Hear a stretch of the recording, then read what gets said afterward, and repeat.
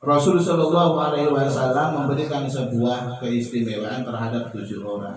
Ada 7 orang, sab'atun yudhilluhumullah yaumal qiyamah yauma la dhilla illa dhilluh. Pada saat matahari yang sangat pendek dengan jangkauan kepala itu, ada 7 golongan manusia yang mendapatkan fasilitas istimewa. Dia tidak kepanasan, dia mendapatkan pernaungan yang tidak ada pernaungan kecuali pernaungan Allah. 7 golongan itu siapa? Pertama, imamun adilu, pemimpin yang adil. Siapa lagi? Syabun nasya'a fi ibadatillah, pemuda yang tumbuh berkembang dalam ibadah kepada Allah. Contohlah masih sumur-sumur. Rajin bersih anak muda tuh.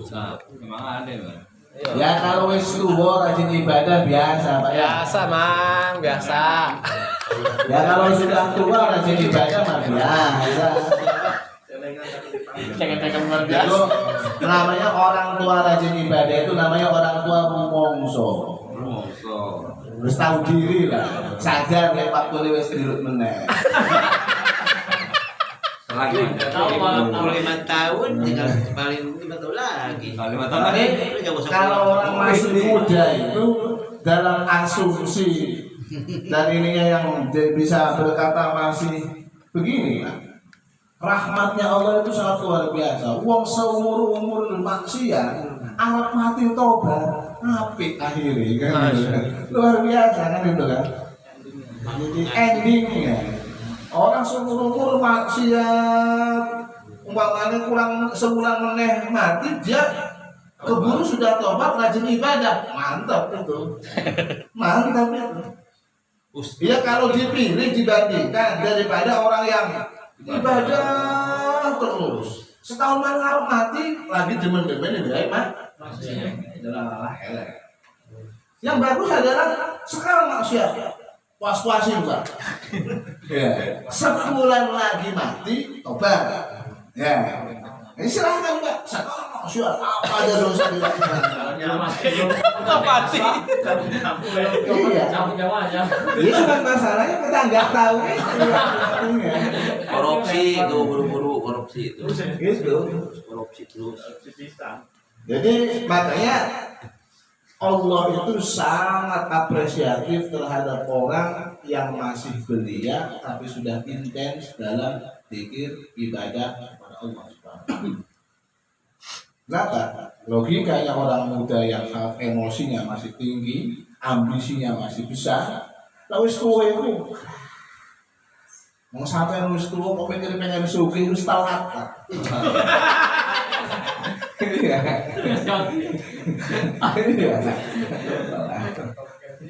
Iya, orang sudah tua itu ya kalau masih justru Allah itu benci pada orang syaikhun musirun ala maksiati, orang yang tua tapi masih pancet masih tetap ibadah maksiat yang senang gapleh.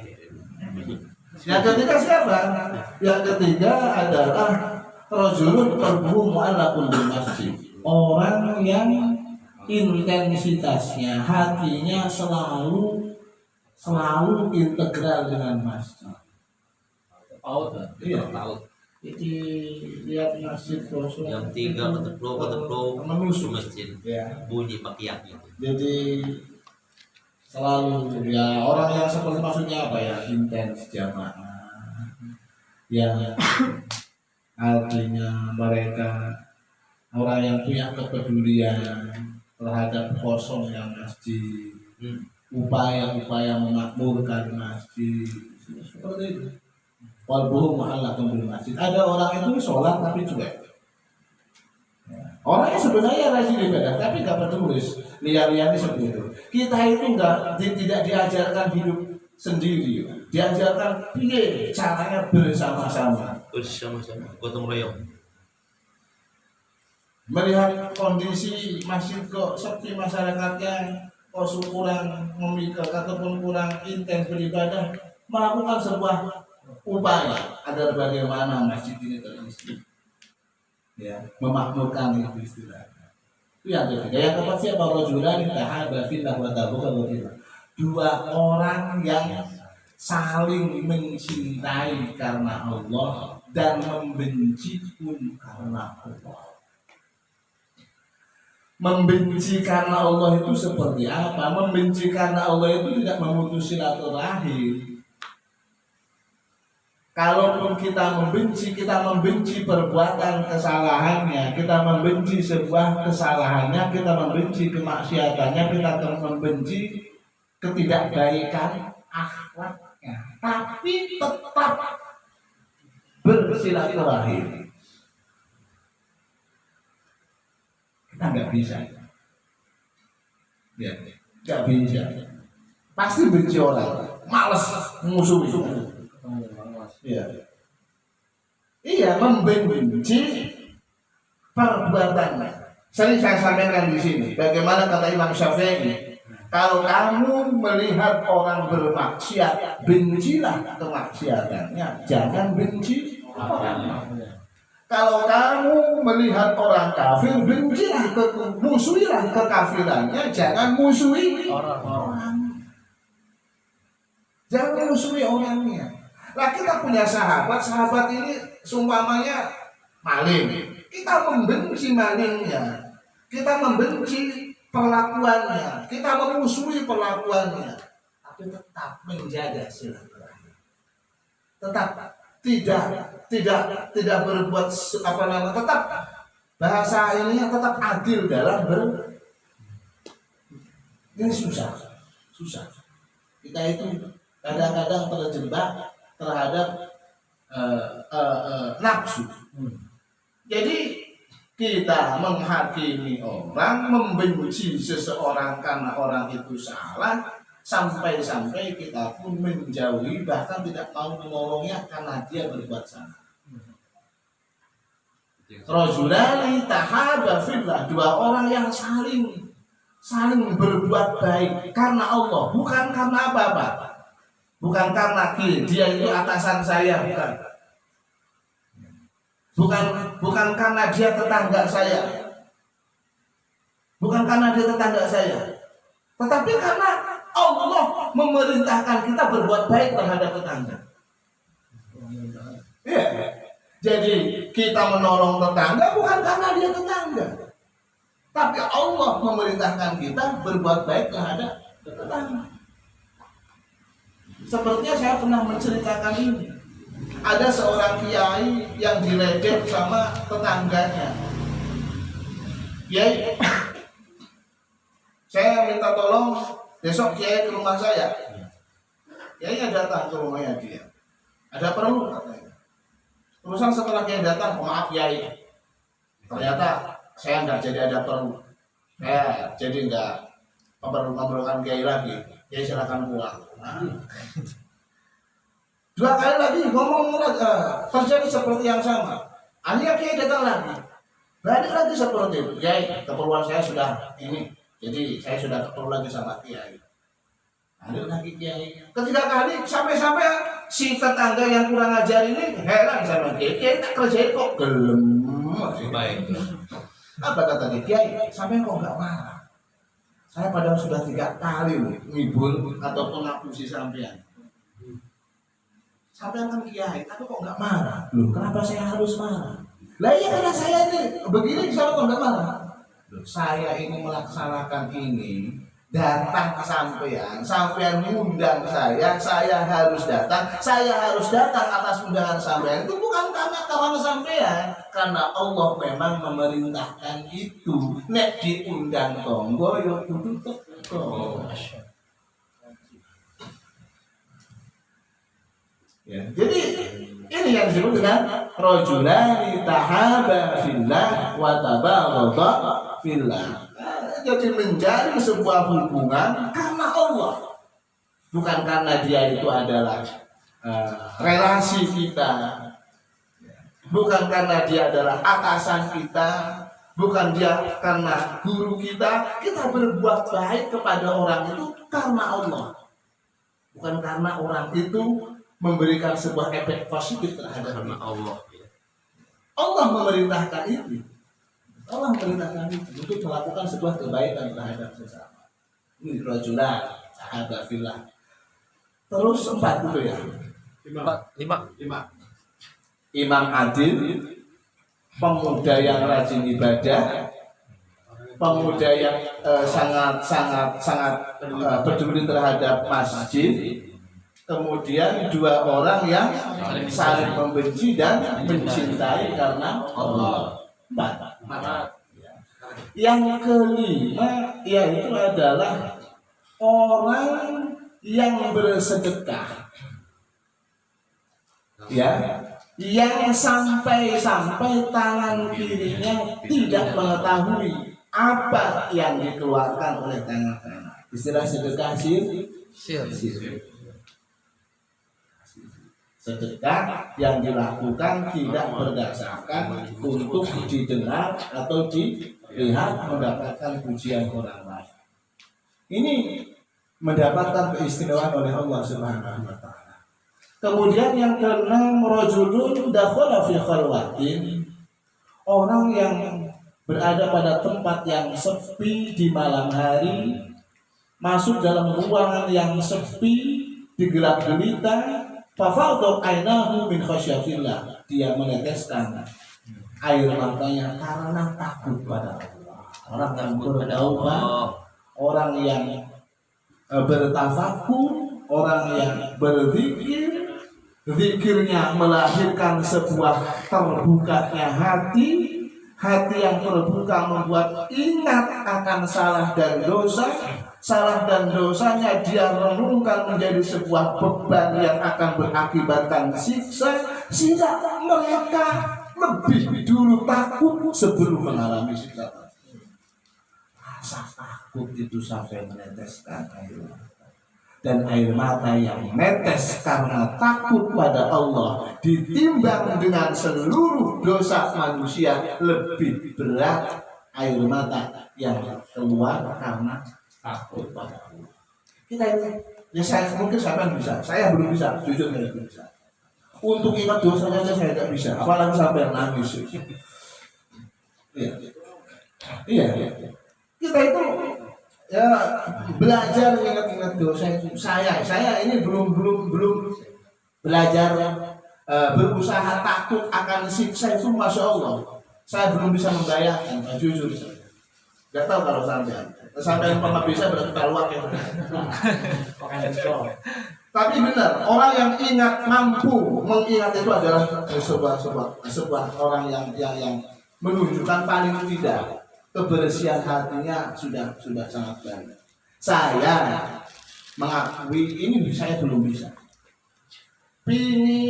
Saya ingat saja waktu dulu haji, lihat orang kok nangis pintar-pintar temen.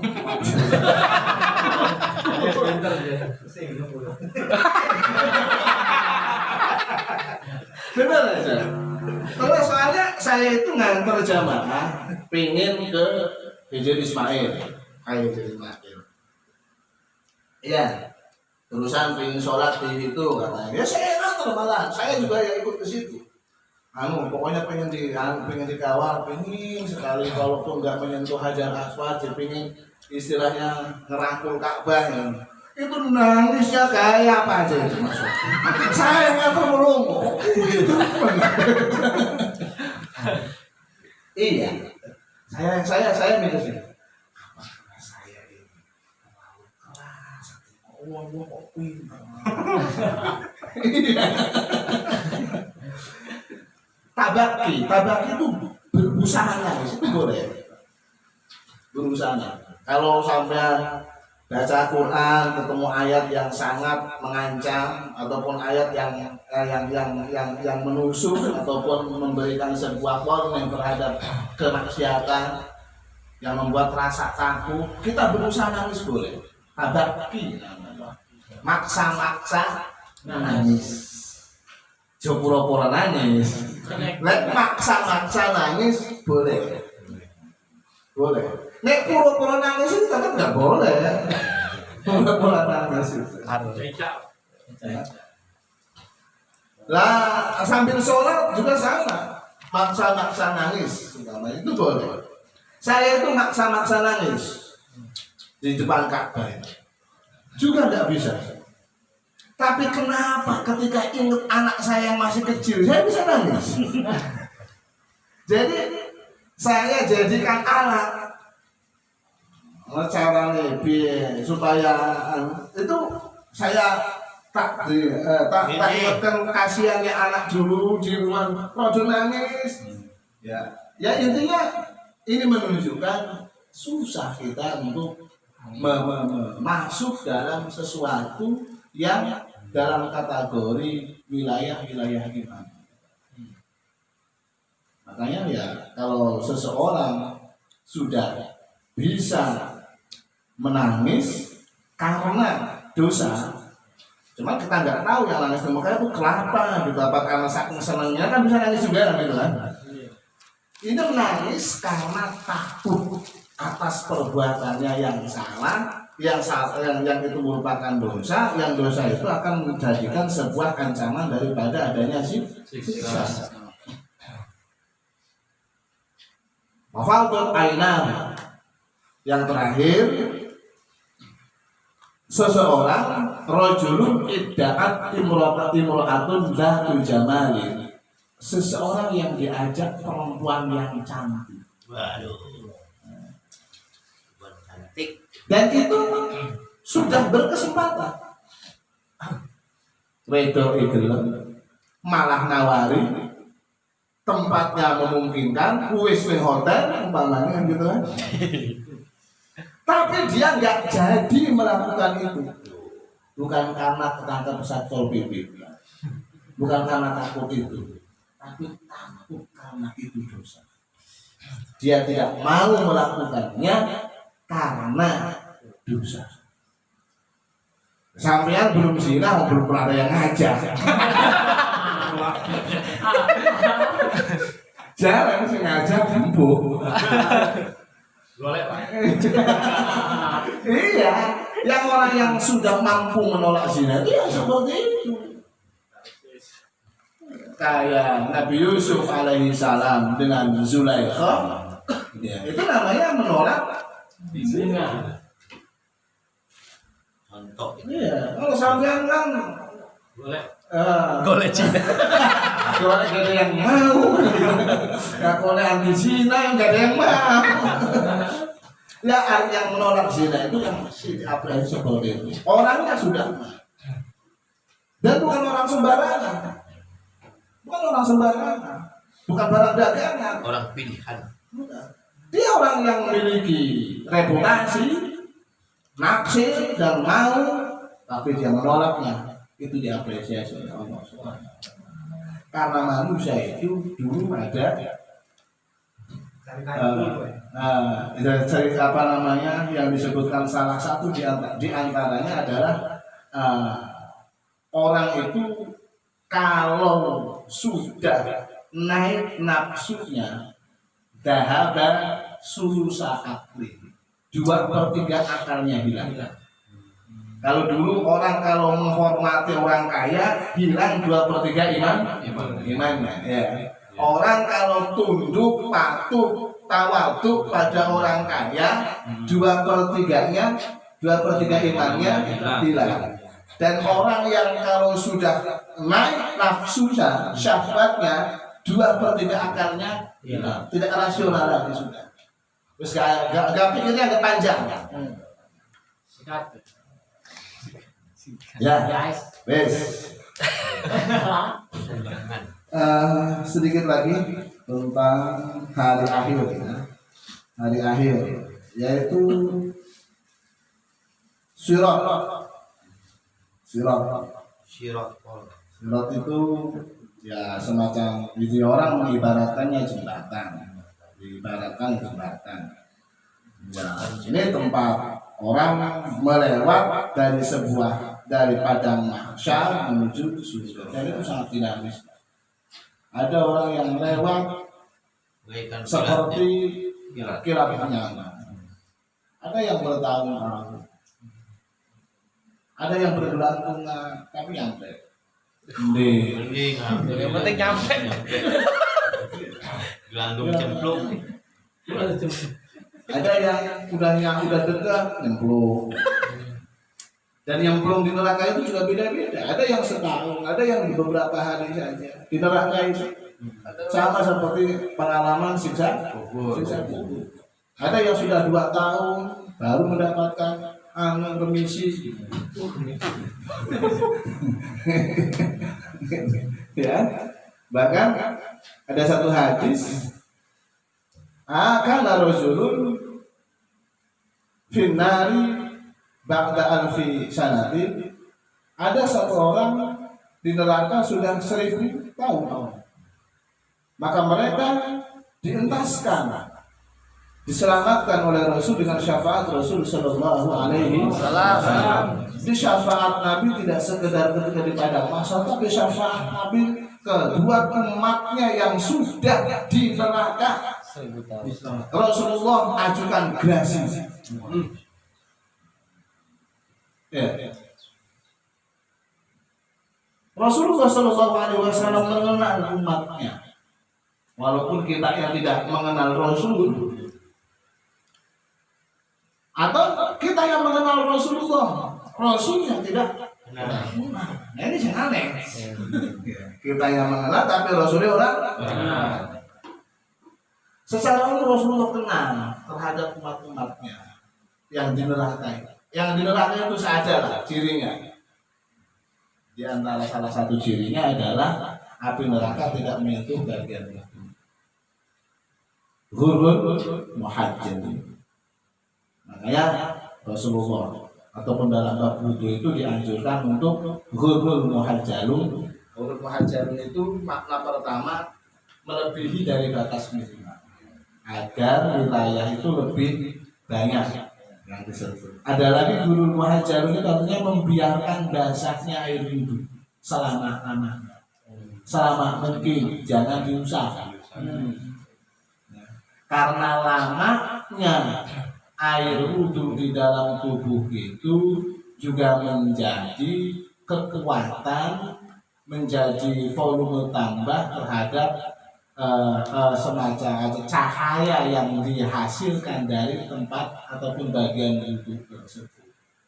Makanya secara fikih ngusap banyu wudhu itu mengeringkan banyu wudhu itu makruh.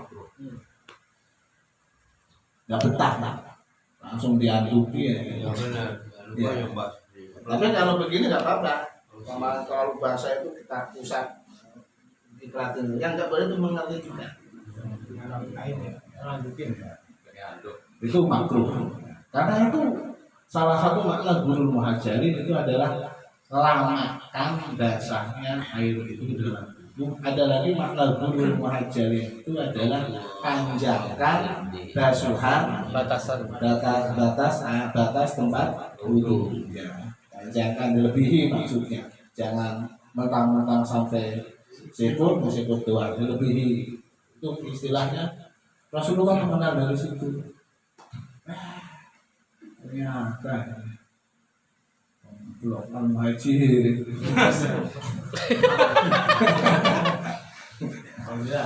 Ilmu guys. Bismillah ini. Suwi apa kan? Ada dilintaskan.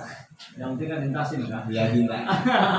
Nah itu Imam Abul Qasim Al-Junaidi Al-Baghdadi mendengar hadis kayak gitu. Ada seorang laki-laki sudah 1000 tahun di neraka dilintaskan dengan syafaat Nabi Sallallahu Alaihi Wasallam itu. Apa kata Syekh Imam Hasan Al-Basri? La'alla dzakar rajul, la'allani dzakar rajul. Mudah-mudahan saja laki-laki itu adalah saya. Imam Abdul Hasan Al-Basri Ya, mudah-mudahan saja orang yang sudah 1000 tahun di neraka itu adalah saya. Maksudnya apa? Masih mending orang selawasi. Menunjukkan dia orang husnul khotimah. Orang meninggal dunia membawa iman. Jadi orang yang husnul khotimah itu umpama ning neraka ya alhamdulillah. Orang selawasi alhamdulillah ya bukan di neraka. Ya. Iya, orang selawasi. Ya, kita berharap. Makanya istilahnya Nabi itu berkata, "Kullu ummati dakhala jannah." Umatku nanti semuanya masuk surga. Amin. Umatku semuanya masuk surga. Illa man aba, kecuali yang orang gelem. Mamanya apa ya Rasulullah? Siapa Rasul yang orang gelem? Masuk surga. Ya Rasulullah masuk surga. Kullu ummati dakhala jannah. Kullu ummati yadkhuluna jannah. Semua umatku masuk surga. Illa man aba, kecuali semua orang gelem. Loh, kata sahabat, wa may ya'ti ya Rasulullah. Semua orang gelem sapa Rasul. Man ata'ani dakhala jannah wa man asani faqad hada. Orang yang ikut melaksanakan amaliyahku, taat terhadap perintahku, dia akan masuk surga. Tetapi dia yang bermaksiat terhadap perintah-perintahku itu artinya dia mau masuk surga. Mudah-mudahan kita mendapatkan syafaat Nabi Sallallahu Alaihi Wasallam, syafaat yang besar, syafaat yang memberikan kebahagiaan, keselamatan serta keselamatan terhadap kehidupan kita. Di akhirat kelak kita dimuliakan oleh Allah Subhanahu Wa Taala dengan syafaat Nabi Sallallahu Alaihi Wasallam. Dimudahkan segala urusan di akhiratnya dengan syafaat Nabi Sallallahu Alaihi Wasallam, dan diselamatkan oleh Allah Subhanahu Wa Taala dari siksa neraka, dimasukkan surga Allah dengan syafaat Nabi Sallallahu Alaihi Wasallam. Demikian mungkin diskusinya secara informal saja. Al-Fatihah.